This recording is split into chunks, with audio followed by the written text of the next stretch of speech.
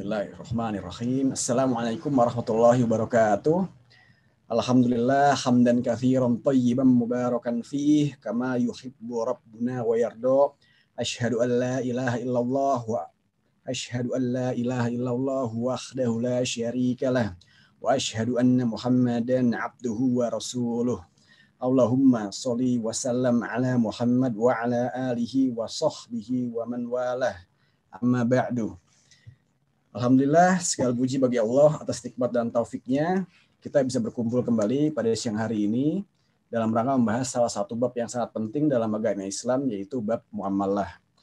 Salawat teriring salam tidak juga lupa tercurah kepada Nabi kita, Nabi Muhammad Sallallahu Alaihi Wasallam, dan juga kepada istri-istri beliau, keluarga beliau, para sahabat, dan seluruh umatnya yang istiqomah mengikuti beliau hingga akhir zaman kelak. Amin ya Rabbal Alamin. Kawan-kawan semuanya, apa kabar? Kepada seluruh jamaah, kepada seluruh teman-teman, kami doakan semoga Allah selalu memberikan kesehatan, penjagaan, dan keberkahan yang sangat banyak pada kita semua. Amin ya Rabbal Alamin. Dan hari ini insya Allah kita akan membahas mengenai hukum waris dalam Islam yang insya Allah akan dijelaskan oleh guru kita, Ustadz kita, yakni Ustadz Dr. Erwani Tarmizi, Hafizahullahu Ta'ala.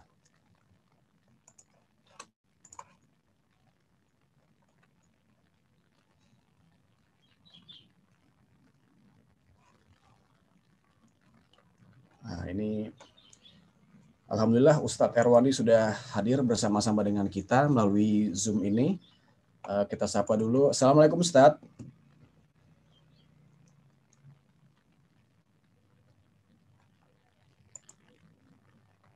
Assalamualaikum Ustadz.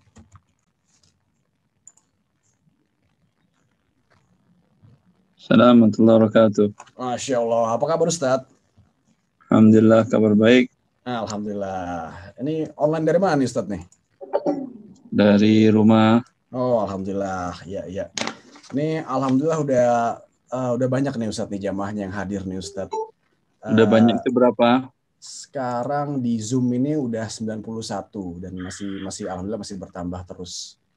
Gitu Ustadz. Nah, ini saya mungkin minta waktunya sebentar untuk membacakan tata tertibnya dulu Ustadz ya. Silahkan.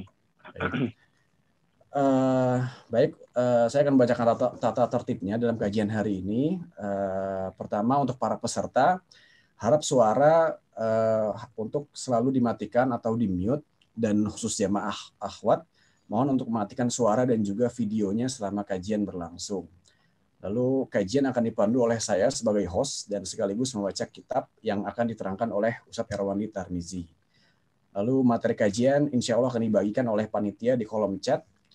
Dan pertemuan kajian membahas waris ini insya Allah akan kita bagi menjadi 2 pertemuan, dan ini pertemuan pertamanya, dan pertemuan berikutnya insya Allah akan dilaksanakan di pekan depan, insya Allah di waktu yang sama, di jam yang sama, di hari yang sama, di hari Ahad pada tanggal 22 November 2020 pukul 13 waktu Indonesia Barat. Hari ini jika waktu memungkinkan kita akan membahas materi waris ini mungkin dengan sedikit contoh kasus, dan jika ada waktu berlebih insya Allah kita akan buka sesi tanya jawab, dan jika waktu kurang maka di pekan depan insya Allah kita akan melanjutkan kajian tentang waris ini dengan contoh kasus dan tanya jawabnya. Lalu mengenai tanya jawab, pertanyaan akan dibuka melalui Zoom. Untuk ikhwah serta akhwat yang bergabung, pertanyaan dapat dikirimkan melalui kolom chat dengan format ikhwan atau akhwat, strip nama sesuai dengan username yang di Zoom, strip pertanyaannya. Kemudian setelah itu panitia akan memilih pertanyaan yang sesuai dengan tema waris ini. Lalu saya akan menyebutkan nama penanyanya, lalu penanya yang saya sebutkan namanya, kami mohon untuk mengklik tombol raise hand. Maka setelah penanya meraise hand, panitia akan mengizinkan penanya untuk meng-unmute mikrofonnya dan menyampaikan pertanyaannya. Dan khusus akhwat tetap diperkenankan untuk tidak mengaktifkan videonya. Dan apabila penanya yang disebutkan namanya tidak mengklik tombol raise hand, maka kami tidak akan membacakan pertanyaan dari sang penanya tersebut karena kami tidak bisa menemukan sang penanya, dan kami akan melanjutkan ke pertanyaan berikutnya dari penanya yang lain. Seperti itu. Saya ulangi sekali lagi untuk yang mengenai pertanyaan tanya jawab. Sekali lagi, jadi pertanyaan akan kita buka melalui aplikasi Zoom, melalui software Zoom, dan untuk ikhwah serta akhwat yang bergabung, pertanyaan dapat dikirimkan melalui kolom chat dengan format, kolom chat pada Zoom dengan format ikhwan atau akhwat, strip nama sesuai dengan username pada Zoom, strip pertanyaannya. Kemudian panitia akan memilih pertanyaan yang sesuai dengan tema, lalu saya akan menyebutkan nama penanyanya. Lalu penanya yang saya sebutkan namanya, kami mohon untuk mengklik tombol raise hand, dan setelah penanya mengklik tombol raise hand, panitia akan mengizinkan penanya untuk meng-unmute mikrofonnya. Dan khusus akhwat diperkenankan untuk tidak mengaktifkan, untuk khusus akhwat tidak diperkenankan untuk mengaktifkan videonya. Dan sekali lagi, apabila penanya yang disebutkan namanya tidak mengklik tombol raise hand, maka kami tidak akan membacakan pertanyaan dari sang penanya tersebut, dan kami akan melanjutkan pertanyaan berikutnya dari penanya yang lain. Seperti itu. Seperti itu, Ustadz. Tata tertibnya sudah kami sampaikan, sudah disampaikan, maka monggo Ustadz, kita mohon Ustadz untuk menjelaskan materinya. Monggo Ustadz.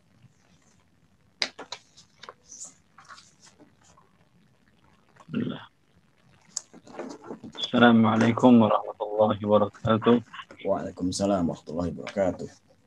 Alhamdulillah rabbil alamin wa bihi nasta'in wa nusalli wa nusallim wa nubarik ala nabiyyina Muhammadin wa alihi wa sahbihi ajma'in wa ba'd.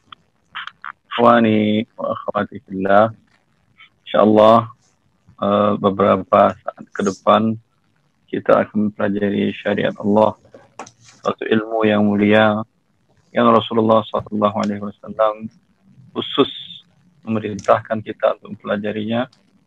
Sabda beliau, ta'allamul fara'idha, pelajarilah oleh kalian, dan perintah menunjukkan wajib hukumnya untuk mempelajari ilmu faraid tadi. Rasulullah mengkhususkan mempelajari ilmu faraid ini. Ilmu syariat secara umum ada hadisnya.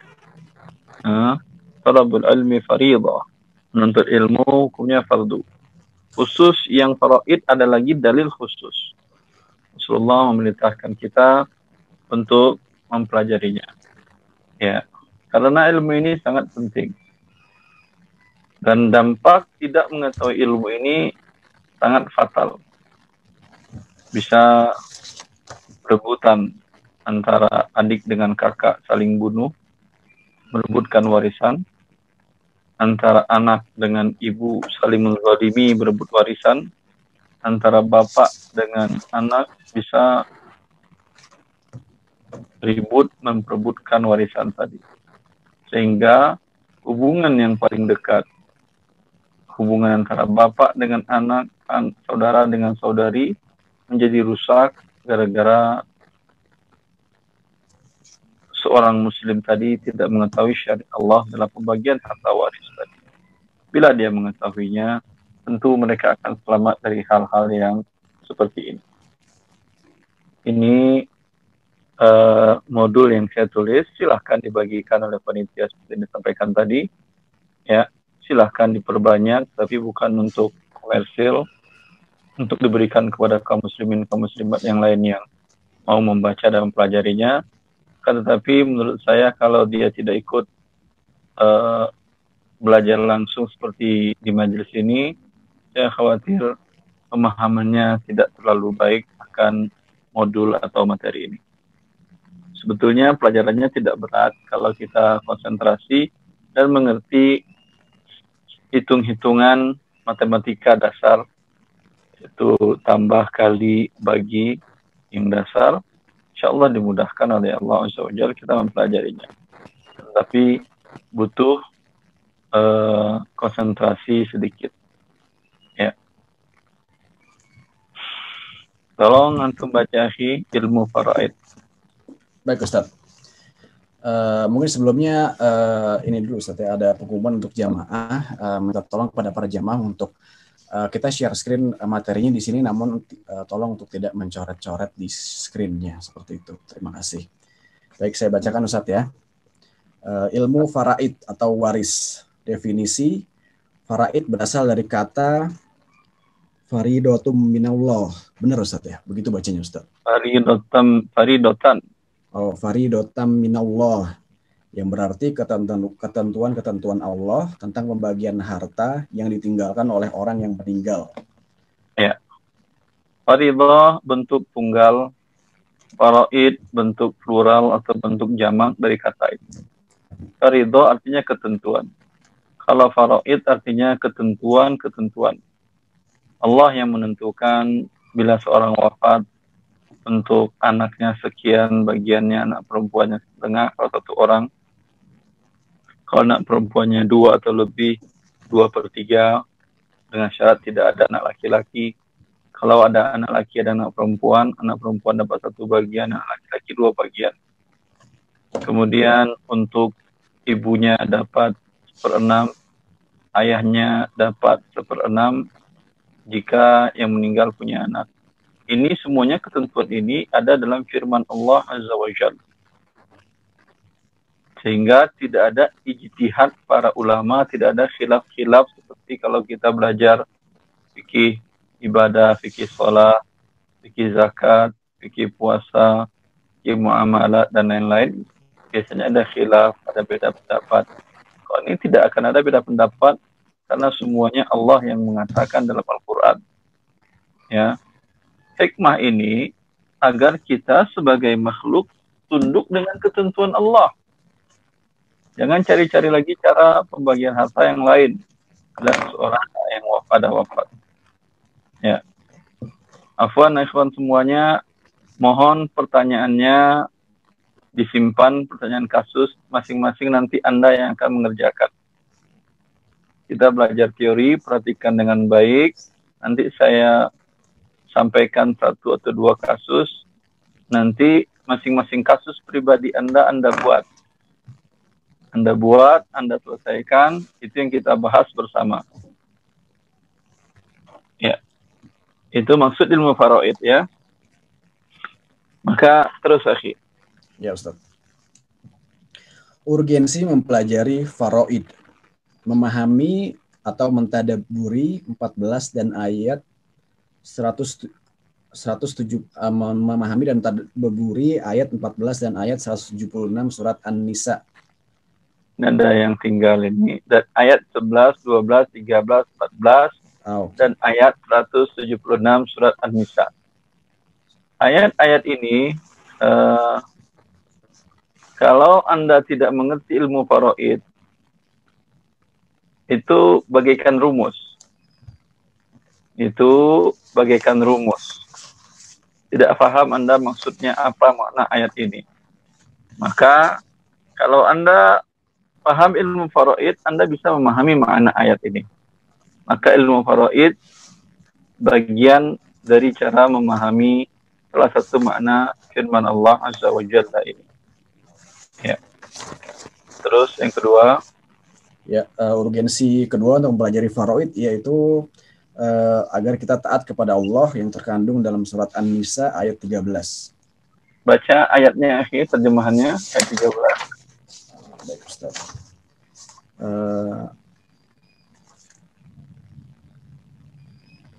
Ya, sebentar, kita scroll dulu ke bawah.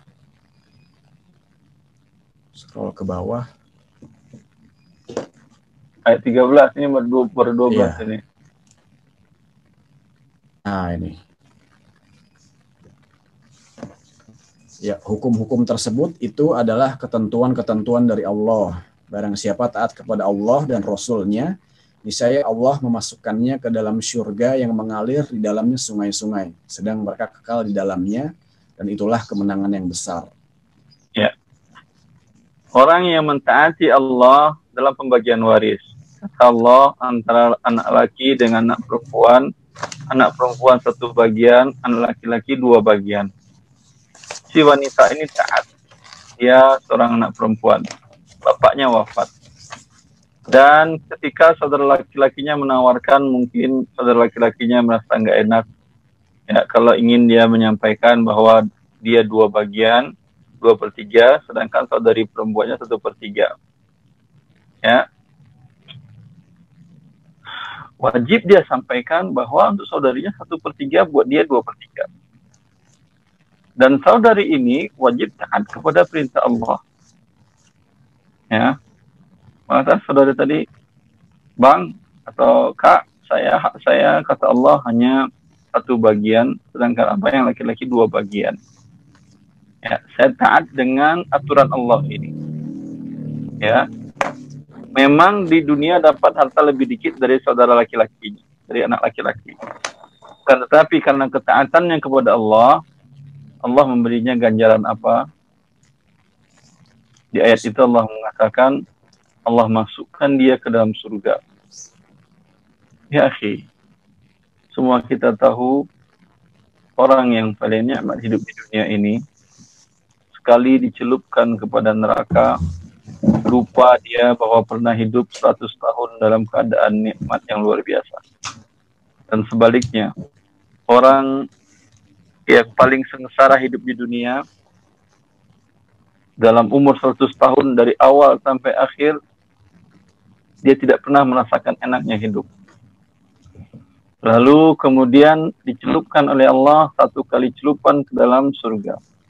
Lupa dia bahwa dia pernah hidup 100 tahun dalam keadaan yang sangat mengiris hati dan sangat menyedihkan. Ya. Maka ini yang diberikan oleh Allah Azza wa Jalla kepada orang yang taat kepadanya, termasuk orang yang taat dengan ketentuan Allah dalam pembagian harta waris ini. Ya. Terus ya, kita scroll dulu ke bawah. Masih terus enggak? Masih tadi. Ayat 14, Ustaz. Ya, urgensi ketiga. Ya. Oh, dia di bawah. Iya, di bawah, Ustaz. Afwan, Ustaz. Ya. Urgensi ketiga mempelajari faraid. Urgensi ketiga mempelajari ilmu faraid ialah untuk menjauhi azab Allah yang terdapat pada kandungan surat An-Nisa ayat 14. Baca terjemahan surat An-Nisa ayat 14. Ya. Dan barang siapa yang mendurhakai Allah dan Rasul-Nya dan melanggar ketentuan-ketentuannya, niscaya Allah memasukkannya ke dalam api neraka, sedang ia kekal di dalamnya, dan baginya siksa yang menghinakan. Ya, ini setelah ayat waris tadi Allah jelaskan. Maka orang yang mencari cara pembagian harta yang menguntungkan dirinya dengan berbagai cara, mungkin dia datang ke pengadilan negeri, pengadilan negara, sehingga dia mendapatkan lebih daripada apa yang ditentukan Allah dalam Al-Quran. Dapat dia harta memang, tapi neraka sudah menantinya. Allah masukkan dia ke dalam neraka. Berapa lama dalam neraka?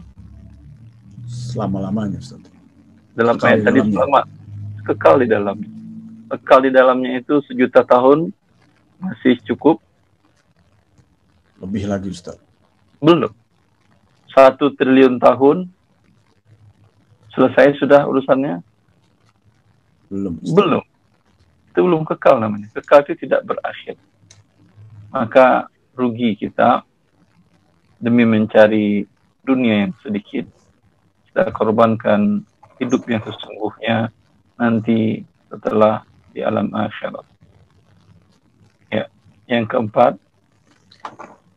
Ya, keempat. Kita scroll dulu ke bawah.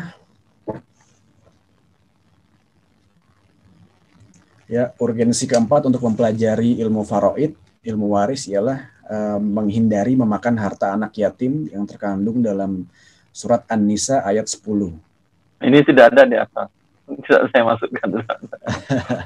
Ayat waris ini sebelumnya ayat ke-10-nya Allah mengatakan innal ladzina ya'kuluna amwalal yatama zulma innama ya'kuluna fi butunihim nara wa sayaslawna sa'ira yusikumullah fi auladikum lizzakari mithlu hazzil unsayain. Allah Azza wa Jalla sebelum ayat waris Allah mengatakan sesungguhnya orang-orang yang memakan harta anak yatim dengan cara yang zalim, sesungguhnya yang mereka makan, yang mereka masukkan ke dalam perutnya adalah api neraka.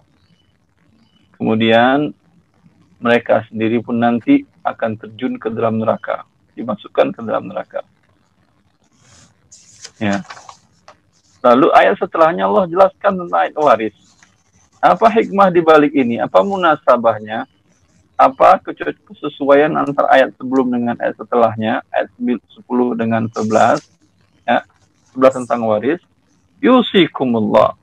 Artinya, agar Anda terhindar dari makan harta anak yatim, bagi waris.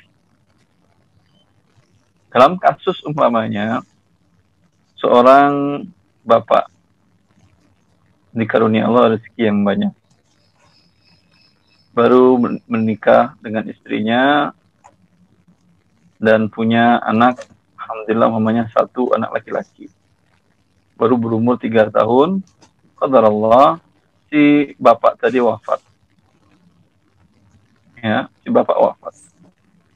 Biasanya yang terjadi di masyarakat, kekayaan itu tidak dibagi kepada hak dari anak laki-laki 3 tahun tadi. Biasanya rumahnya, semua hartanya, asetnya, uang tunainya, deposito riba dan segala macamnya, dikuasai oleh istri.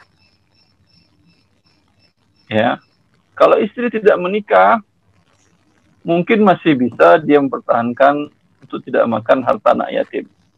Karena apa? Karena dia masih ada hak di harta suaminya 1/8. Andai suami tadi meninggalkan harta umpamanya sebanyak 100 miliar. Berarti istri mendapatkan hak di situ 1/8 sebanyak 12 miliar. Kalau yang meninggal tadi memiliki bapak dan ibu, bapaknya dapat 1/6, ibunya dapat 1/6. Ya, sisanya mungkin sekitar 70 miliar lebih itu milik anak yang baru berumur 3 tahun ini. Ya. Kalau si ibu tadi belum menikah, mungkin masih bisa dia mempertahankan diri. Tapi yang sering terjadi, si ibu ini menikah dengan laki-laki yang lain. Dan qadar Allah, si laki-laki itu numpang di rumah si suami yang pertama atau bapak dari anak yatim ini. Dan dia tidak bayar sewa. Berarti padahal rumah itu bukan 100% milik istrinya dia. Di situ saham yang terbesar lebih dari 70% milik si anak yang berumur 3 tahun tadi dan statusnya yatim. Ini bisa mengakibatkan si suami kedua ini memakan harta anak yatim dengan cara menempati rumahnya itu tanpa dia membayar sewa kepada anak yatim tersebut. Ya, dan ini tentu berbahaya. Agar tidak terjadi memakan harta anak yatim, maka bila seseorang wafat langsung dibagi warisannya, dieksekusi. Ya, terus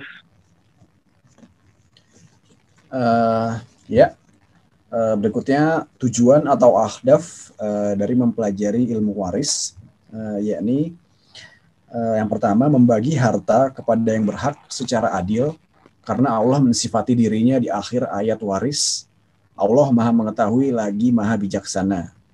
Dan Nabi memerintahkan orang tua membagi hibah kepada anaknya secara adil. Sebab nuzul ayat dan beberapa aturan manusia tentang pembagian warisan. Ya. Tujuan kita mempelajari ilmu waris ini seperti yang disebutkan oleh Allah dalam firman-Nya. Coba lihat ayat akhir ayat 10 atau ayat 11 akhir. Ayat 11, akhir ayat 11. Ya. Ke atas. Akhir ayat 11. Ya, ini apa bunyi terjemahannya? Tentang orang tuamu dan anak-anakmu, kamu tidak mengetahui siapa di antara mereka yang lebih dekat atau banyak manfaatnya bagimu. Akhir kalimat. Oh, ini adalah ketetapan dari Allah. Sesungguhnya Allah Maha Mengetahui lagi Maha Bijaksana. Ya, Allah mensifati dirinya setelah membagi warisan kepada anak laki-laki 2 bagian, anak perempuan 1 bagian. Anak perempuan sendiri, kemudian untuk ibu 1/3 dan seterusnya. Ya, kata Allah Azza wa Jalla, ya, ini adalah ketetapan Allah.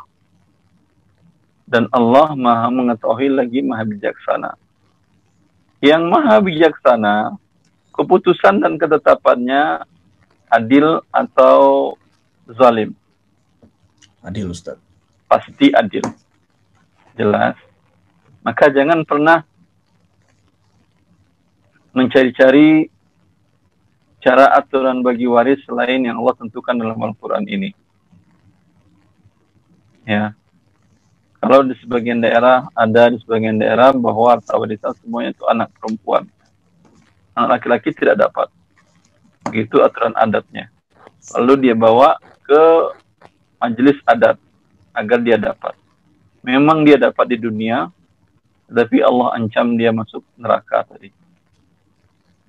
Ya, ada lagi seorang istri ketika suaminya wafat. Dia tidak, bapak ibu mertuanya atau bapak ibu dari suaminya yang meninggal ini masih hidup. Dan itu Allah membagikan untuk bapak ibunya 1/6.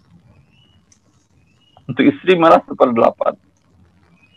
Ya. Lalu si istri ini membawa kasusnya untuk diselesaikan di pengadilan legal, pengadilan negeri. Ya, sehingga bapak ibu mertuanya atau bapak ibu dari yang meninggal tidak dapat sama sekali.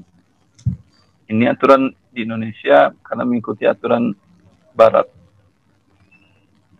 Memang dia dapat harta, tapi siap-siapkan dirinya untuk dibakar oleh Allah Azza wa Jalla selama-lamanya, tidak berhenti di akhirat nanti di dalam neraka. Ya. Maka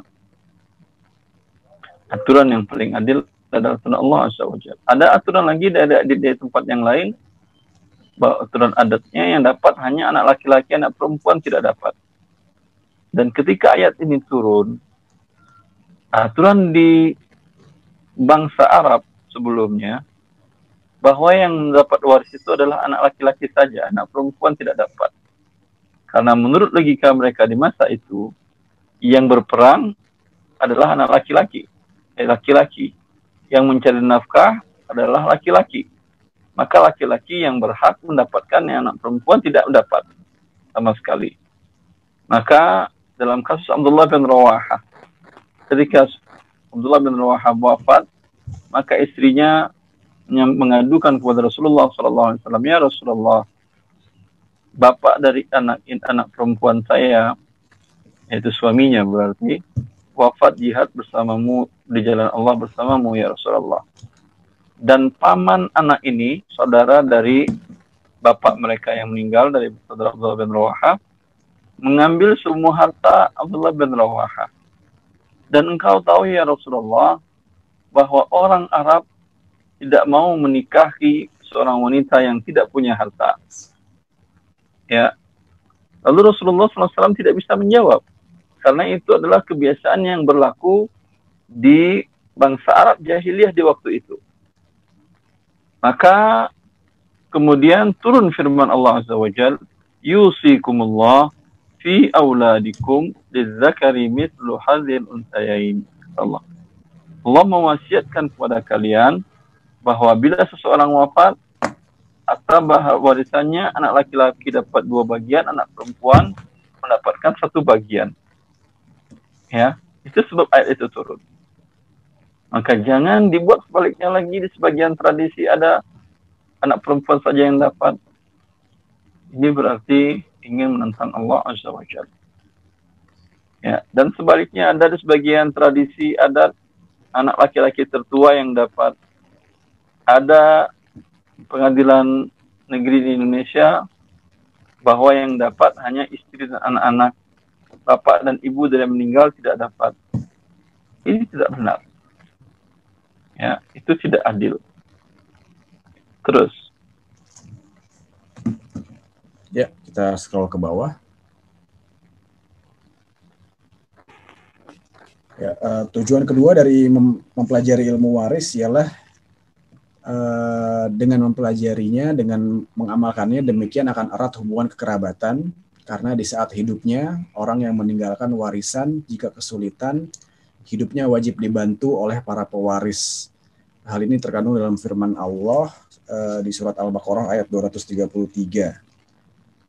Wa'alal waritha masa wa'alal warisi mithlu dzalika. Wa'alal warisi mithlu dzalika. Ya. Wa'alal warisi mithlu dzalika. Ya.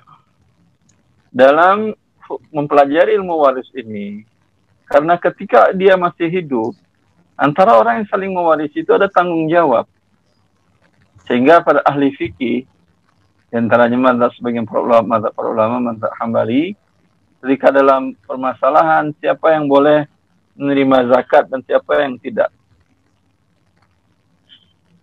maka kaidah di dalam sebagian mazhab para ulama, mereka mengatakan orang yang saling mewarisi berarti nafkahnya wajib ditanggung, maka dia tidak boleh menerima zakat. Ya, saudara dengan saudari, sebapak seibu, itu kan saling mewarisi, maka tidak boleh mereka saling memberikan zakat. Saudara laki-laki berzakat kepada saudari perempuannya tidak boleh, karena mereka saling menerima zakat, saling menerima waris. Sehingga saling berbagi waris, saling berbagi menanggung kehidupan, ini mempererat hubungan rahim yang satu dengan yang lain. Ya, terus. Ya, tujuan ketiga dari mempelajari ilmu waris ialah dengan mempelajari ilmu waris ini akan memacu semangat seorang muslim untuk rajin mencari harta, karena dia yakin harta yang ditinggalkannya setelah mati akan dinikmati oleh orang yang terdekat, yaitu anak, orang tua, dan istri atau suami. Ya. Dengan dia mengetahui ilmu waris ini, dia semangat mencari harta. Kenapa? Kalau di sebagian tradisi tadi bahwa harta diambil oleh negara seluruhnya, di negara komunis, dia ngapain cari harta banyak-banyak? Saya meninggal, negara yang kaya. Atau diambil oleh istrinya. Ngapain saya cari harta banyak-banyak? Nanti banyak harta saya meninggal, istri saya kawin lagi dengan orang lain. Ya. Tapi ketika dia tahu bahwa dia wafat, yang paling dapat banyak hartanya adalah anak-anaknya, bapak ibunya, baru istrinya 1/8. Ya. Tentu dia akan semangat mencari harta yang halal untuk diwariskannya kepada orang-orang yang dia cintai. Terus, akhi.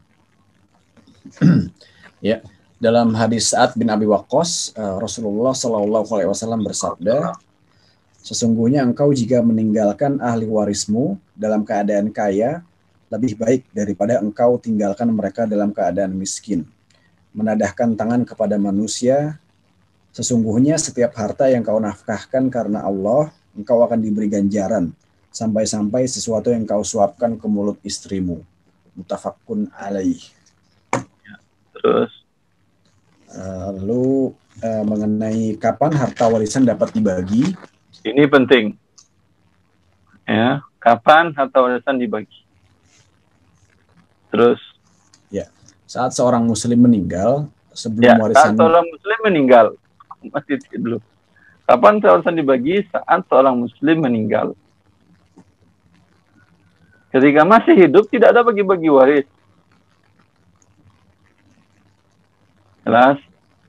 Kalaupun Anda mengatakan untukmu rumah yang ini, untukmu yang ini, untuk yang itu, udahlah, ketika nanti kamu meninggal, kondisinya mungkin berbeda seperti yang kau sampaikan. Ya, maka tidak ada gunanya. Tapi setelah Anda meninggal, ya, tidak perlu nunggu sebulan, 2 bulan, 3 bulan. Langsung setelah itu, warisannya dibagi kepada ahli waris yang berhak menerimanya. Ya, dan jangan ditunda-tunda oleh pihak yang lain, ahli waris yang lain. Karena itu sudah menjadi hak masing-masing yang Allah tentukan. Tapi sebelum dibagi itu harus ada kewajiban-kewajiban dari yang meninggal yang harus dikeluarkan dari hartanya.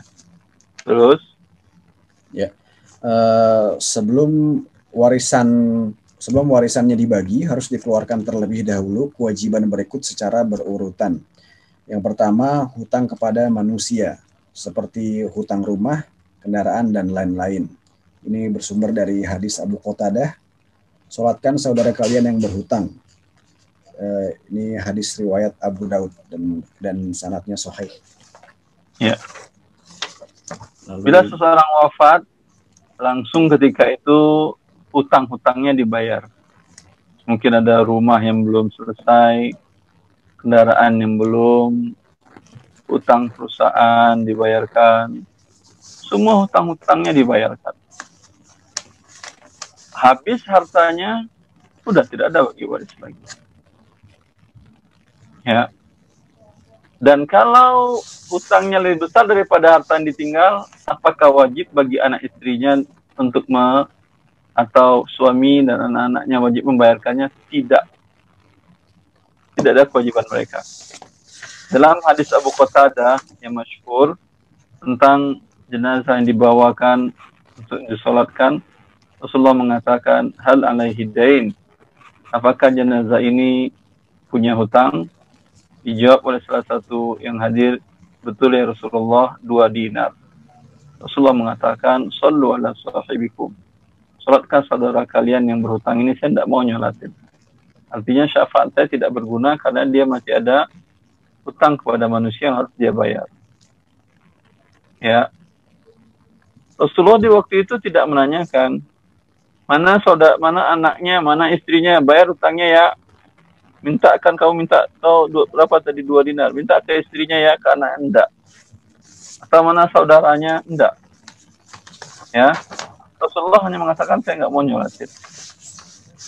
Lalu Abu Qatadah berdiri mengatakan huma ilayya ya Rasulullah. Dan Abu Qatadah tidak ada hubungan dengan orang tersebut, dengan yang meninggal, sahabat yang meninggal. Rasulullah mengatakan saya yang bayar. Abu Qatadah mengatakan saya yang bayar 2 dinar ya Rasulullah. Ya. Dan Abu Qatadah menceritakan Rasulullah selalu menanyakan kepadaku tentang 2 dinar, apakah sudah saya bayarkan atau belum. Sampai suatu ketika setelah aku bayarkan, maka Rasulullah SAW apakah telah engkau bayarkan? Aku menjawab, iya ya Rasulullah. Rasulullah mengatakan, al-ana baridat jildatuhu. Sekarang baru dagingnya dingin dari api neraka. Maka bila hutang mayat belum dilunasi, walaupun ada keluarganya bertanggung jawab, berarti belum selesai dia disiksa di alam kubur. Maka ahli waris jangan bermain-main dengan hal ini.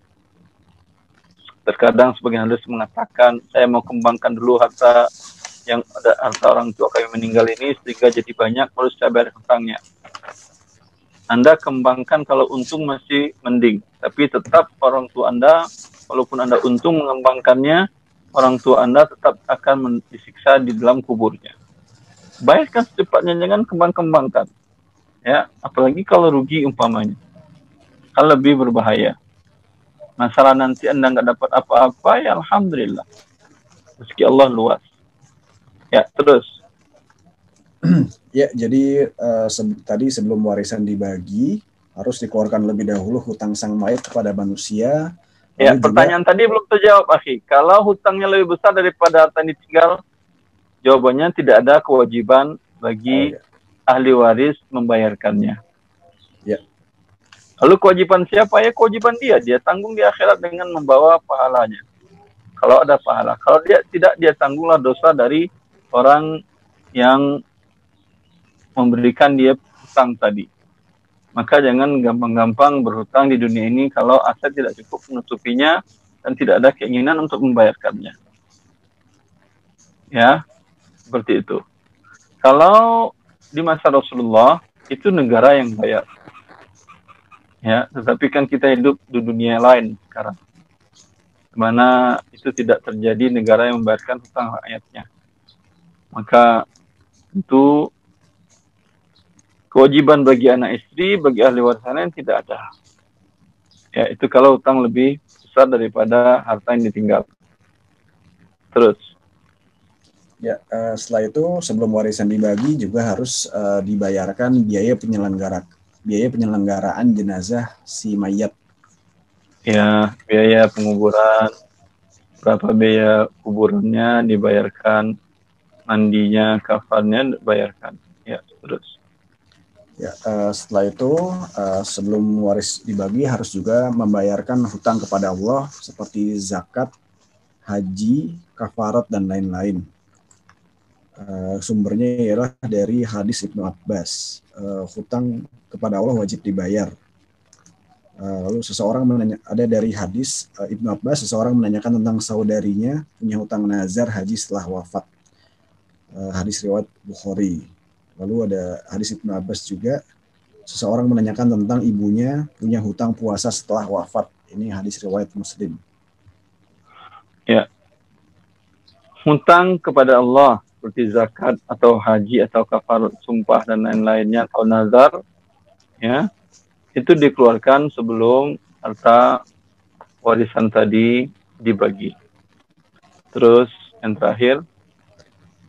terakhir, sebelum waris bisa dibagi harus juga dikeluarkan dana untuk wasiat yang syaratnya ialah tidak boleh lebih dari 1/3 dari total kekayaan sang mayat dan tidak boleh untuk ahli waris.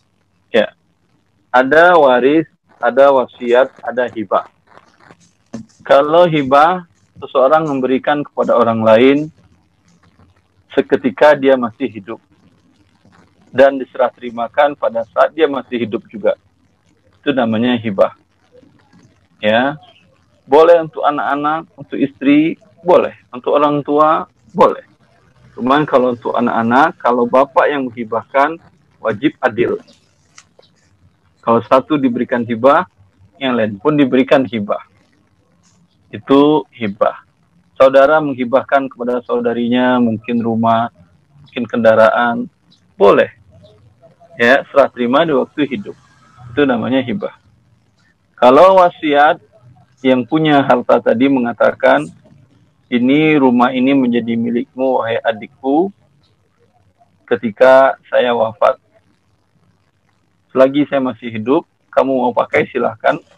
Kamu punya rumah yang lain atau pindah kota yang lain, sewakan uangnya untuk saya. Tapi setelah saya wafat, ini menjadi milikmu. Ini namanya wasiat. Ini namanya wasiat. Hak kepemilikan dikaitkan dengan wafatnya pemilik harta. Syarat wasiat tidak boleh lebih dari 1/3 keseluruhan harta. Rasulullah mengatakan ketika hadis Abu Sa'id Al-Khudri, ketika dia akan wafat, dia sakit, dia hanya memiliki seorang ahli waris, seorang anak perempuan. Lalu dia mengatakan Rasulullah, ya Rasulullah, aku ingin mewasiatkan seluruh hartaku. Rasulullah SAW mengatakan tidak. Engkau tinggalkan anak-anakmu dalam keadaan berkecukupan, lebih baik daripada engkau tinggalkan mereka dalam keadaan berkekurangan dan mendekatkan tangan kepada manusia. Ya. Maka kemudian dia mengatakan 1/2-nya ya Rasulullah saya wasiatkan untuk kebaikan. Rasulullah mengatakan tidak.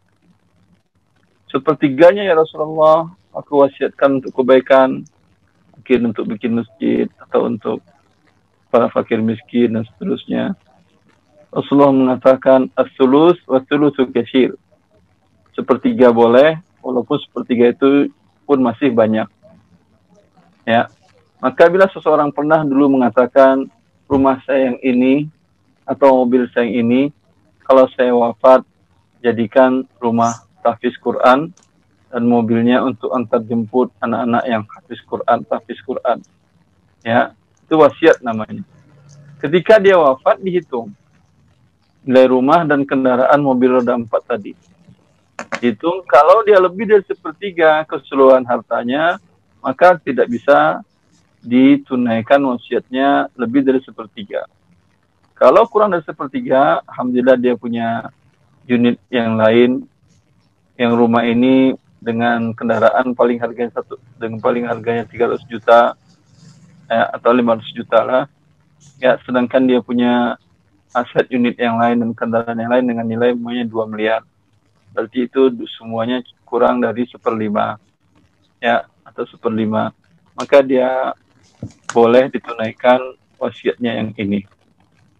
Itu yang wasiat. Dan wasiat tidak boleh untuk ahli waris. Kalau dia mengatakan, kalau saya wafat, rumah yang ini untuk anak saya yang ini, rumah yang ini untuk anak yang kedua, yang ini rumah untuk anak saya yang paling bungsu. Ini ketika dia wafat, wasiatnya batal, karena semuanya pada ahli waris. Tapi kalau dia masih hidup, dia serah terimakan, dia panggil anaknya satu, dia masih segar, masih sehat, kumpulin anak-anaknya. Bang kan udah nikah baru 3 tahun dan belum mampu beli rumah, belum Pak, kata dia. Ya, silahkan ambil rumah itu, urus balik namanya ke notaris pakai uangmu sendiri, ya Bapak balik namakan. Lalu dipanggilnya anak yang kedua baru nikah 1 tahun juga begitu, ambil rumahnya itu balik nama. Yang satu yang belum nikah, ambil yang itu balik nama. Yang bungsu juga begitu. Ya, kalau ini boleh, berarti sudah, ini bukan wasiat, namanya lagi hibah. Dan sudah serah terima. Kalau dia hibah dan belum serah terima, dia baru mengatakan, rumah yang ini untuk kamu ya Bang, yang pertama. Nomor ini untuk kamu ya Kak, nomor 2. Ini yang untuk kamu 3, yang ini rumah bungsu. Tapi belum ada balik nama, belum ditempati oleh anak-anaknya juga. Kemudian qadarullah, Allah menjemput dia, wafat. Maka itu wasiatnya, maka hibahnya batal, tidak ada wasiat kepada ahli waris, maka semuanya dibagi harta warisan. Lanjut, akhi. Ya Ustaz. Berikutnya mengenai asbab warisan. Yang pertama, kerabat. Ya, sebentar. Seseorang mendapat warisan dengan adanya hubungan kerabat. Hubungan kerabat itu adalah hubungan nasab. Coba lihat diagram yang paling banyak, yang paling gede. Oke, kita scroll dulu ke bawah.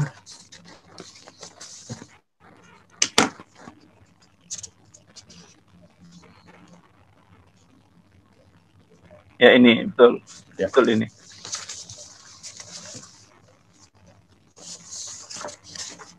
Tapi saya terhalangi. Mustaqim Muhammad has entered the waiting room for this meeting. Ah, betul, hilang sekarang. Alhamdulillah. Ini hubungan kerabat yang mendapatkan sebab mendapatkan warisan. Kerabat itu hubungan apa namanya? Hubungan nasab. Ke kiri ke kanan, coba antum baca kiri kanan suami istri kan ya? Bapak ibu ya. Oh, ke kiri wafat. Ke kanan. Oh iya ya. Ya, sang mayit. Antum bacanya dari wafat. Ya, ke kiri ke kanan, ke kiri suami, ke kanan istri. Istri. Ya. Ini bukan hubungan kerabat, ini yang kedua hubungan pernikahan. Oke. Ya. Nikah has entered the waiting room. Ini enggak bisa dihilangin ini ya. Saraya Intan has entered the waiting room. Afwan Ustadz, kayaknya kita masih cari-cari, coba Ustadz cari solusinya Ustadz ya. Ya, paralel ya. Ya, terus ke atas siapa? Yang atas kiri, atas kanan? Bapak dan ibu. Bapak dan ibu, kan hubungan nasab. Ke bawah? Anak laki-laki, anak perempuan. Ya, bila semua yang ada di diagram ini hidup, hanya yang dapat itu tadi. Kalau meninggal laki-laki berarti yang dapat suami apa istri? Gimana Ustaz? Afwan? Yang meninggal laki-laki yang dapat warisan suami atau istri? Istri Ustaz. Alhamdulillah. Nyambung.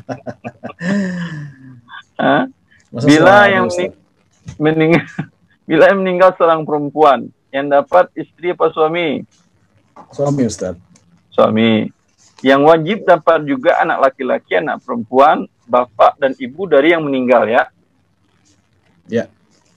Kalau yang meninggal laki-laki berarti bapak ibu laki-laki, bukan bapak mertua, bukan ibu mertua. Ya. Kalau yang meninggal perempuan, bapak ibu dari yang perempuan ini bukan bapak ibu suaminya atau ibu mertuanya. Bisa difahami itu? Iya Ustaz. Ini yang wajib dapat.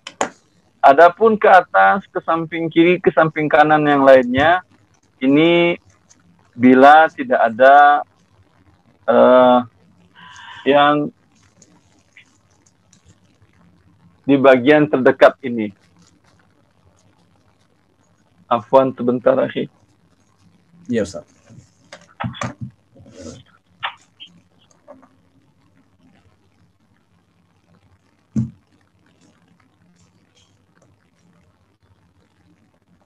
Ya, sambil menunggu Ustadz Erwandi, mungkin untuk para jamaah yang ingin menyampaikan pertanyaan, bisa menuliskannya di kolom chat dengan format ikhwan atau akhwat, strip nama yang tertera di username Zoom, strip pertanyaannya, seperti itu. Nanti insya Allah akan kita bacakan pertanyaan yang sesuai tema, bila pada kesempatan ini sempat atau di pekan depan, di pertemuan kedua, seperti itu.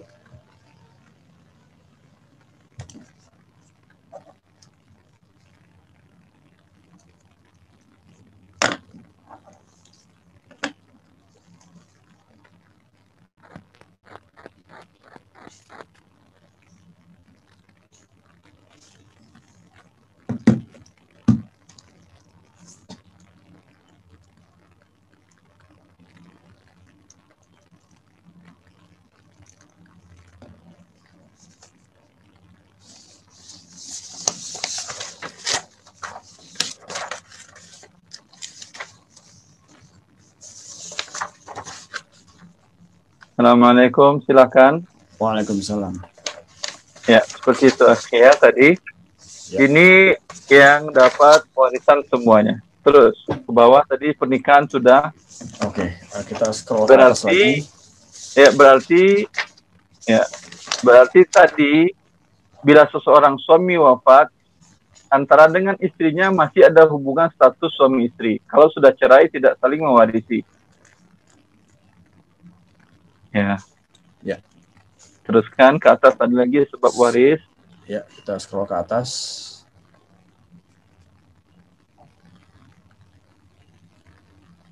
Ya, asbab waris yang kedua tadi pernikahan kepada istri atau suami, talak rojai yang masih dalam masa iddah, bukan talak bain, kecuali bain yang jatuh saat dia sakit akan meninggal. Tolak roj'i yaitu tolak masih talak yang kedua, pertama dan kedua, yang suami masih bisa rujuk, itu tolak roj'i namanya.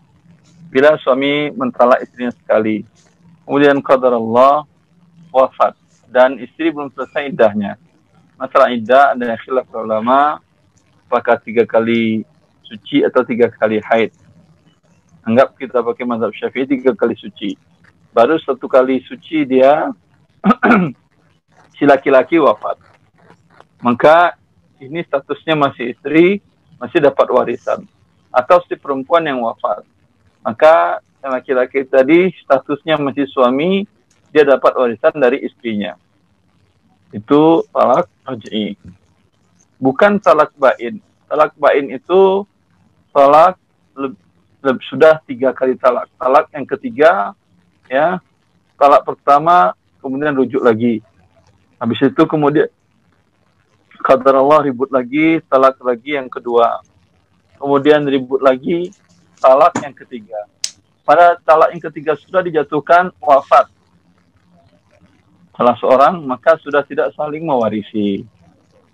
Ya, terus ya, asbab warisan yang ketiga yakni wala.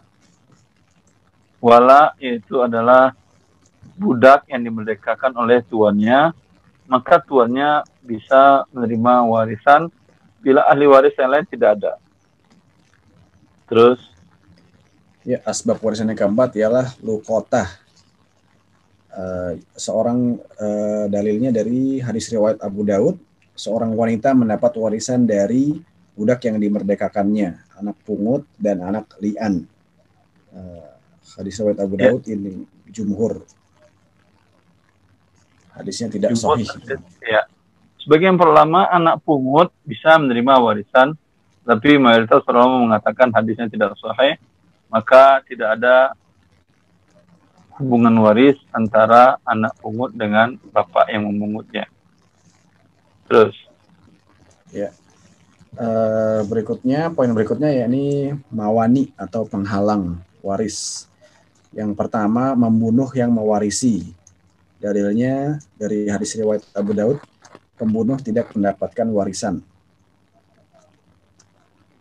ya, tadi antara A dengan B ada hubungan kerabat, ada hubungan nasab. Mungkin kakak adik, atau kemudian mungkin juga suami istri, atau mungkin juga anak bapak dengan anak. Qadarullah, salah satunya membunuh yang lain, maka si pembunuh tidak mendapatkan warisan.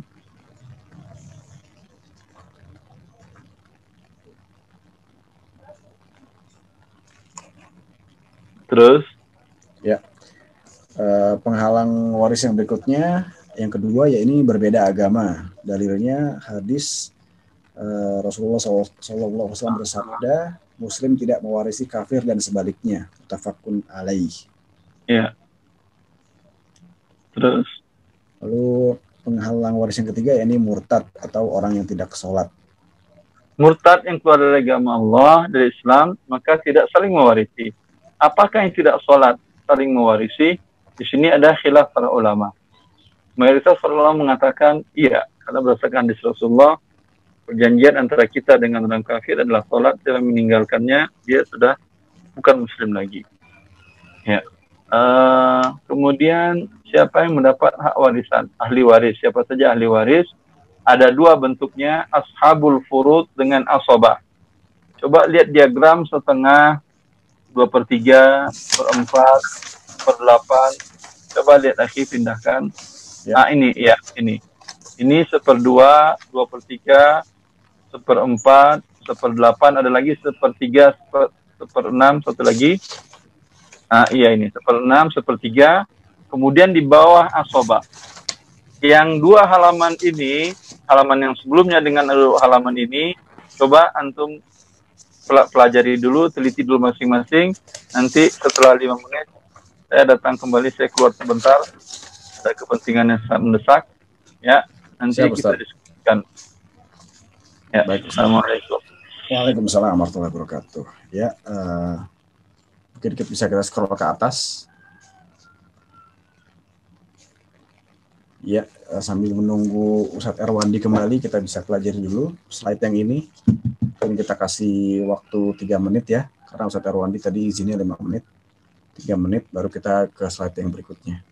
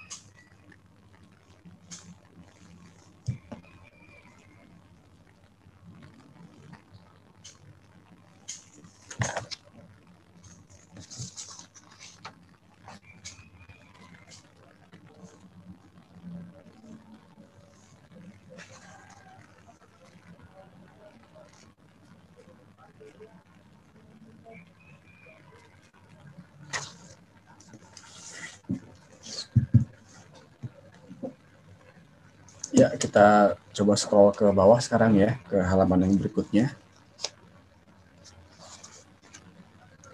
Ya.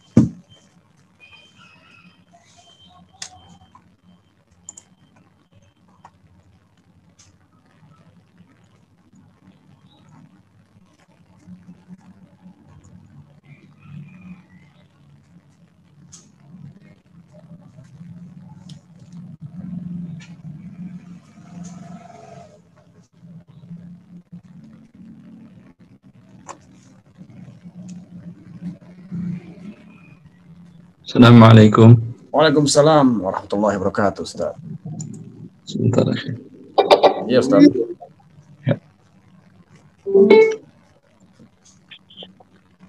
Ya. Kita lanjutkan tadi. Cara membaca diagram ini ada yang bisa sudah? Antum bisa, akhi? Ana coba, Ustaz ya. Coba. Yang Ana pahami maksudnya kalau misalnya ada yang setengah, yang di kiri, yang di kanan, itu apa maksudnya? Setengah di kiri, di kanan.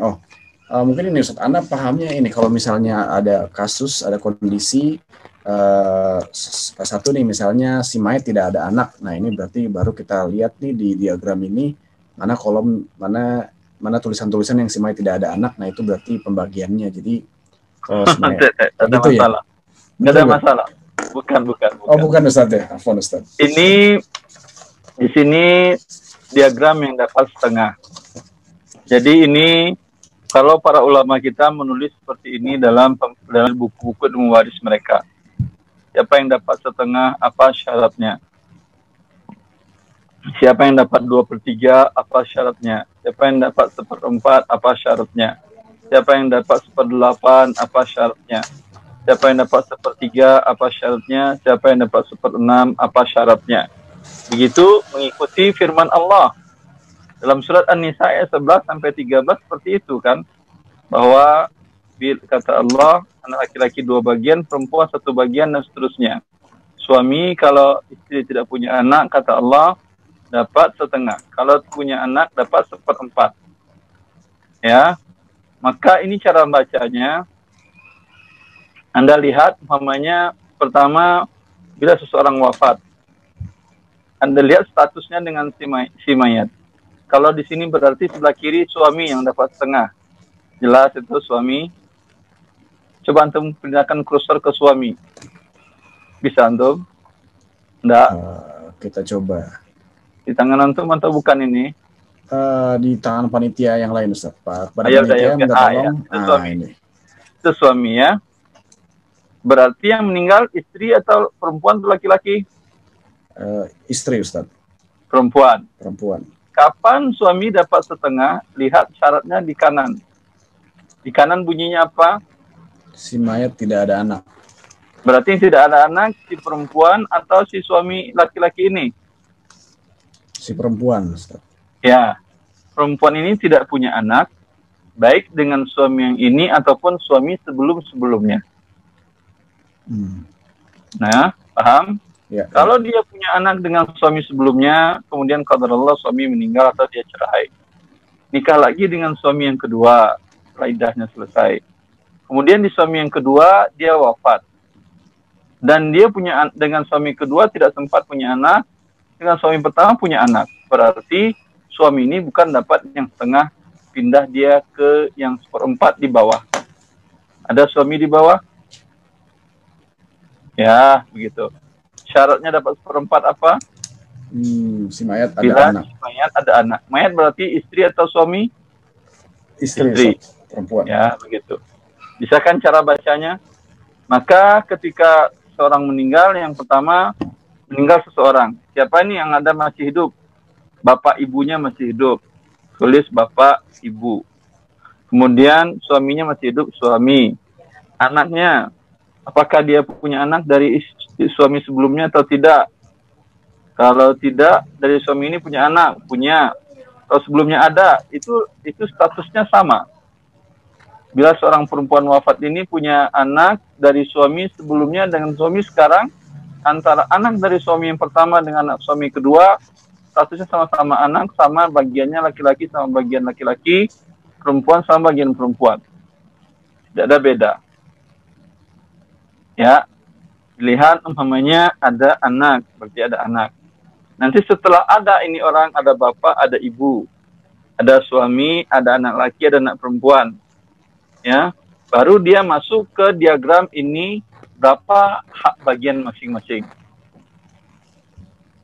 Ya, kita pakailah umpamanya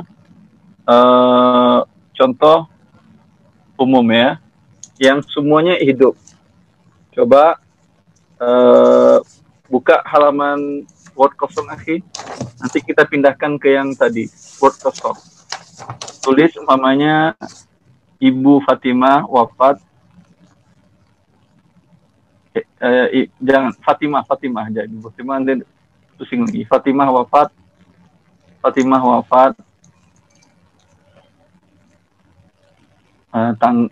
tahun bulan 9 tahun 2019.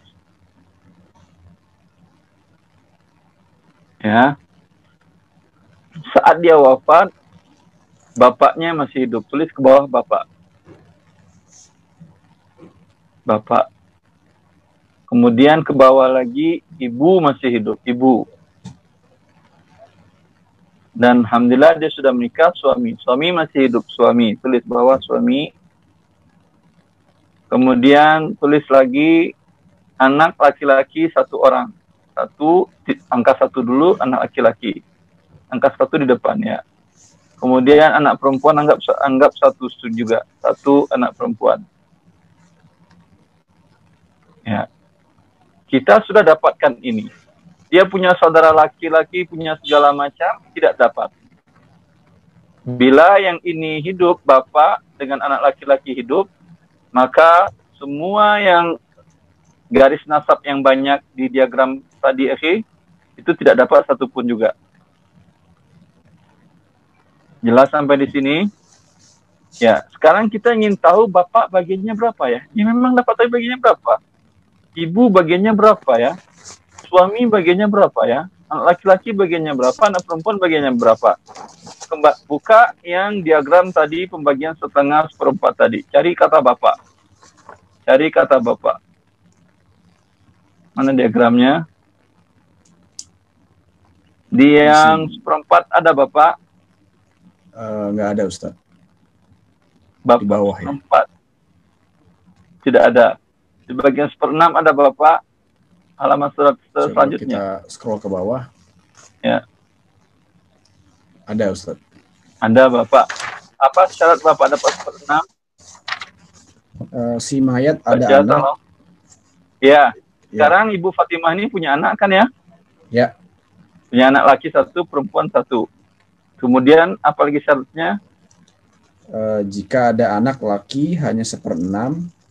Jika anak perempuan 1/6 plus sisa. Ya, berarti bapak dapat 1/6. Tulis di samping bapak 1/6. 1/6. Masya Allah. Terus sekarang ibu, cari lagi diagram ibu. Coba lihat di setengah ada ibu nggak? Nggak ada. Di 1/3 ada ibu. Coba lihat 1/3 ada ibu.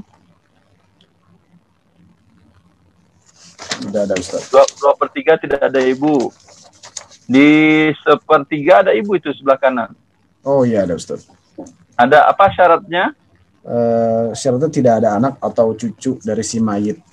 Sekarang kasus Bu Fatimah ini, Bu Fatimah ada anak nggak? Ada, Ustaz. Berarti dapat 1/3 atau tidak ibunya? Tidak dapat, Ustaz. Tidak. Cari yang lain. Coba lihat 1/6. 1/6. Coba lihat 1/6. Ada di bawah bapak ada ibu? Ada, Ustaz. Apa syaratnya? Syaratnya tidak ada anak atau cucu si mayit kecuali 1 orang cucu perempuan. Si mayat ada anak. Si mayat kan Fatimah ada anak ini. Ya. Ya, berarti ibu dapat 1/6 juga. Tulis di samping ibu 1/6. Masya Allah. Sekarang suami. Ya, suami coba lihat di diagram sebelumnya. Di 1/4 ada atau tidak suami? Di setengah ada. Syaratnya apa? Dapat setengah. Si mayat tidak ada anak. Ini Fatimah punya anak atau tidak? Punya, Ustaz. Punya, berarti bukan yang ini. Cari lagi yang lain. 1/4 coba lihat. Ada suami? Ada, Ustaz. Apa syaratnya? Si mayat ada anak. Fatimah punya anak atau tidak? Punya, Ustaz. Berarti suami dapat berapa? 1/4. Masya Allah. Antum lama-lama jagonya sih. Amin, ya rabbal alamin. Untuk anak laki dan perempuan, ini namanya asobah. Coba lihat yang asobah. Tadi kan ada yang seper-seper, ada di bawahnya asobah. Coba lihat, naik terus, scroll ke bawah. Ya, itu asobah. Jelaskan bisa di bawah, asobah anak laki-laki. Ya, asobah, ya. Titik 2 anak laki-laki, lalu cucu laki-laki dari anak laki-laki. Sebentar. Ini asobah yang sendirian. Kalau asobah yang bersamaan, yang di paragraf 2-nya, asobah bil ghair. Ada itu? Oh, ya. Asobah bil ghair, ya ini satu anak perempuan plus anak laki-laki. Ya, udah titik. Anak perempuan plus anak laki-laki. Kalau anak laki-laki tidak ada, anak perempuan ini 1 orang ngambil setengah dia. Jadi di bagian setengah. Tapi karena dia ada anak laki-laki, ya anak perempuan tidak ngambil setengah. dia menjadi asobah mengambil sisa dari pembagian 1/6, 1/6, 1/4 tadi. Ini sekarang asobah. Dengan 2 bagian anak laki-laki, 1 bagian anak perempuan. Berarti bagian anak laki-laki berapa bagian? 2 ditambah 1 jadi berapa? 3. 3. Ya, itu jadi 3. Ya, 3. Betul, Masya Allah. Nanti kita bagi 3. Ya, yang ini sekarang beri garis. Beri garis. Masya Allah. Ini Masya Allah ini. Udah ahli yang handle-nya ini. Sekarang kita cari KPK 1/6, 1/6, 1/4. 6 dengan 6 dengan 4 berapa KPK-nya? Bisa 12? Bisa, Ustaz. Bisa 12. 12 dibagi 6 dapat kali 1 dapat berapa? 12 bagi 6 dapat 6.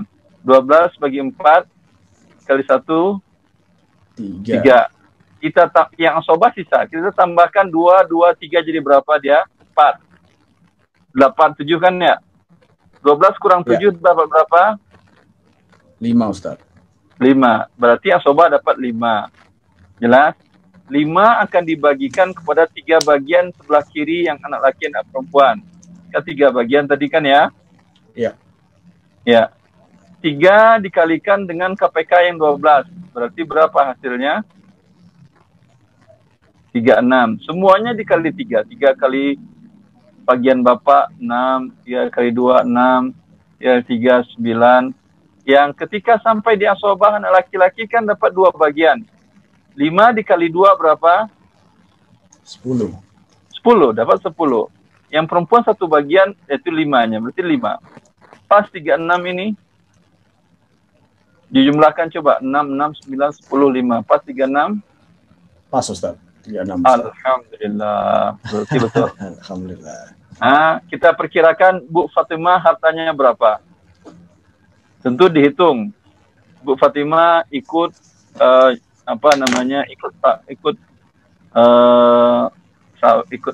ikut nyumbang, ikut memberikan kontribusi ketika beli rumah dengan suami. Ya. Berarti suaminya kan masih hidup. Ya. Berapa persen umpamanya dalam cicilan dia ikut, umpamanya sekian. Anggap umpamanya ada saham dia di rumah itu 20%. Suami punya usaha. Ya, ada nggak modal istri di situ, baik modal harta, modal tenaga yang bisa diuangkan? Kalau ada, dibagikan saham istri tadi, dibagikan waris, dihitung. Yang ada uang tunai milik istri, digabungkan ke sana. Ada aset-aset lain, diberikan ke sana. Yang sudah dihibahkannya ke anaknya, ke orang tuanya oleh istri, ke suaminya, itu tidak dibagi lagi. Ya, perkiraan semuanya berapa? Coba, antum tebak. Berapa kira-kira harta Fatimah tadi? Tebak aja lah, 1 miliar. Biar mudah ini 360 juta gimana, Ustaz? 360 juta. Wah, itu mah antum nggak ngitung lagi kalau gitu. 1 miliar. 1 miliar, Ustaz. 1 miliar, Ustaz. Ya. Ini kayaknya yang nulis canggih ini matematikanya. 1 miliar bagi 36, berapa bagiannya dapat? 1 miliar bagi 36. 1 bagiannya berapa? Kita coba kalkulator, Ustaz. 1 dibagi 36.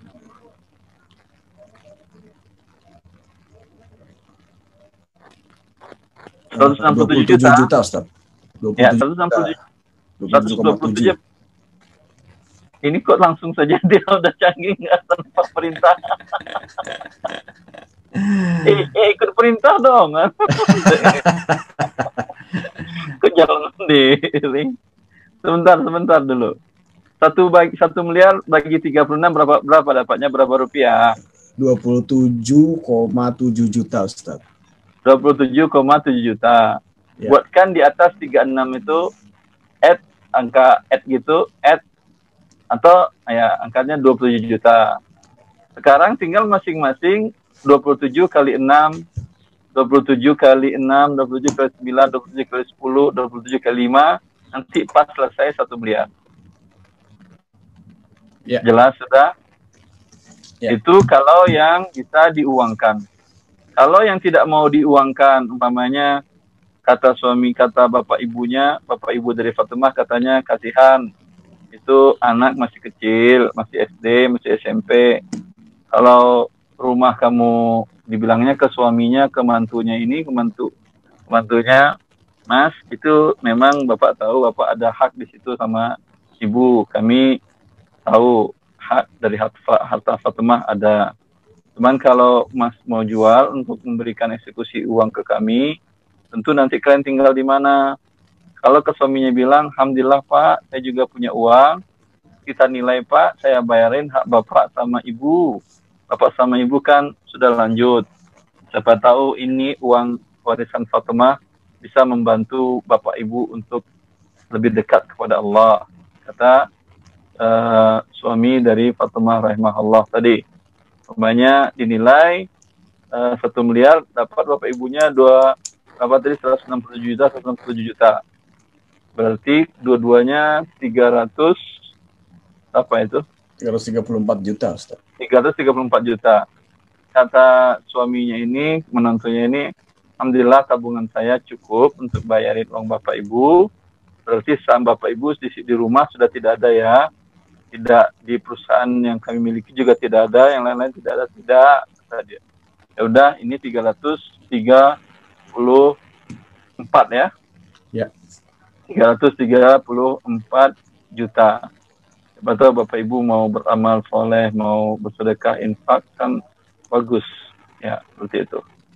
Yang hak anak-anaknya yang 270 juta anak laki-laki, kemudian 100 berarti 135 juta anak perempuan, ya, itu disimpan oleh si suami ini atau dikembangkannya, dimasukkannya, kata dia, Bang, adik, kata dia, ini uang kalian Bapak masukin ke uang waris kalian, Bapak masukin ke saham usaha ya. Jadi saham kalian bertambah, selain saham waris dapat lagi tambahan saham kalian. Dan biaya hidup kalian, kalau Bapak masih sehat, tentu Bapak yang wajib menanggung biaya hidup kalian. Tapi qadar Allah, Bapak dipanggil Allah juga, hak kalian sudah jelas di harta ini masing-masing. Ya, Alhamdulillah. Selesai, tinggal berapa menit waktu akhir? 7 menit. Iya, Ustaz, tinggal 7 menit lagi nih, Ustaz. 7 menit, kalau begitu kita kasih soal teman-teman untuk pekan depan masing-masing menyelesaikan tugas. Masya Allah. Ya. Latihan 1. Ada 2 soal. Soal yang pertama, andai Anda wafat, buatkan simulasi waris. Bukan buatkan perhitungan waris ya, kita takut berarti itu pasti sudah meninggal gitu. Tapi simulasi tidak apa-apa. Ya. 1. Soal kedua, andai pasangan Anda wafat, artinya istri. Kalau Anda berarti di sini perempuan berarti suami. Kalau di sini Anda laki-laki berarti istri. Buatkan simulasi waris.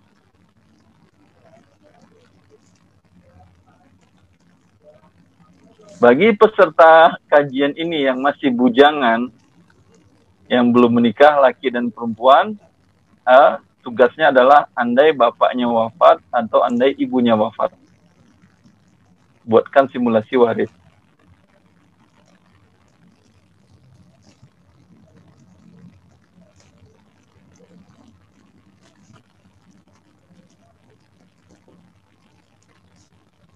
Ya. Kemudian kalau bisa simulasi warisnya selesai perhitungan hartanya sekalian angka nominal rupiahnya. Kalau bisa. Saya kira tidak terlalu susah. Ya.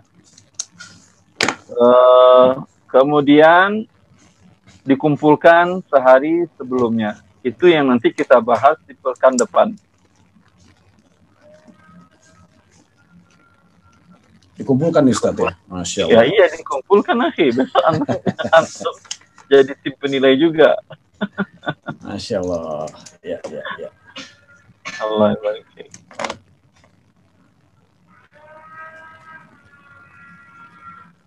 Ya, dan alhamdulillah Dan alhamdulillah tidak berat masalah ilmu waris ini. Alhamdulillah ilmu waris ini tidak berat dan penting.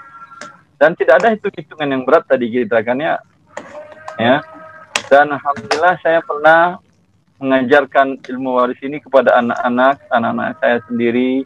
Ada yang masih SD, yang paling tinggi baru kelas 1 SMA, 1 SMP, kemudian ada yang masih kelas 5 SD. Saya ajarkan seperti yang kita bahas tadi pelan-pelan tadi. Ya. Lalu setelah selesai, saya buatkan simulasi dulu, mereka buat simulasi waris, andai saya wafat, andai ibu mereka wafat, istri saya wafat. Alhamdulillah bisa mereka buatkan. Dan langsung kami wasiatkan, andai orang tuamu wafat, abimu wafat, atau umimu wafat, kami tidak rela kalian membagi harta kami, kecuali seperti yang diperintahkan oleh Allah dalam kitabnya ini. Di sini dari awal sampai akhir tadi kita tidak pernah membahas tentang hadis Nabi SAW, semuanya firman Allah SWT. Ya, saya kira cukup akhi pertemuan kali ini. Siap Ustaz. Ya, pertemuan depan kita membahas kasus dan pertanyaan-pertanyaan tentunya. Semoga bermanfaat. Wallahu a'lam bishawab. Wassallallahu nabiyana Muhammad wa alihi wa sahbihi wasallam. Assalamualaikum warahmatullahi wabarakatuh. Itu materinya di-share ya semua kepada teman-teman ya. Syukron Ustadz Elwani Tarmizi, jazakallah khair. Semoga materinya bisa bermanfaat untuk kita semua, dan kepada para jamaah terima kasih banyak sudah bergabung di kajian pada kesempatan kali ini. Dan seperti tadi instruksi dari Ustadz Erwandi, mohon untuk teman-teman semua jamaah sekalian untuk mengerjakan tugas PR dari Ustadz ini, dan nanti minta tolong ke teman-teman untuk dikirim PR-nya ke email dari kajian Strangers Al Ghuraba. Bisa saya tuliskan emailnya di the.strangers.ghuraba@gmail.com.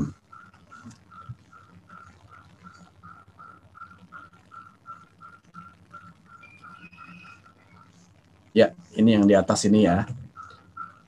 Saya ulangi lagi, jadi kepada seluruh jamaah minta tolong untuk mengerjakan semua PR dari Ustadz ini, dan tolong dikirim ke email The Strangers, ke email kajian kita, ke email kajian Strangers Al Ghuraba di the.strangers.ghuraba@gmail.com, seperti yang tertulis pada di layar ini, seperti itu. Dan untuk materinya, materi hari ini sudah di-share di kolom chat, bisa di-download di kolom chat, silahkan di-download. Oke, seperti itu. Terima kasih banyak kepada seluruh jamaah. Kita baca doa kafaratul majelis. Subhanakallahumma wa bihamdika asyhadu an la ilaha illa anta astaghfiruka wa atubu ilaik. Wassalamualaikum warahmatullahi wabarakatuh.